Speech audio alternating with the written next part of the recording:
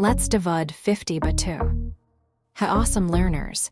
If you're having fun learning with us, don't forget to hit that subscribe button and ring the notification bell. Let's get. Alright, let's start dividing 50 by 2.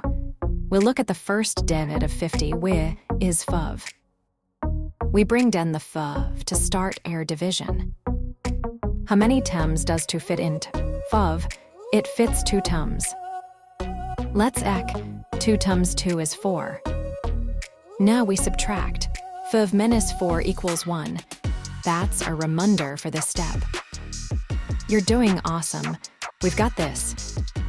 We've finished the first step. Now let's bring down the next divot. Great job. We brought down the 0, making our new number 10. We're using the remainder 1 and the next divot 0 to make 10. How many times does 2 get into 10? It's 5 times. Let's multiply to that. 5 times 2 is 10. Subtracting 10 from 10 gives us 0. Perfect. Woohoo, you nailed it. Almost there. We've used all the divots, and our remainder is 0. We're all done. So, 50 divided by 2 is 25.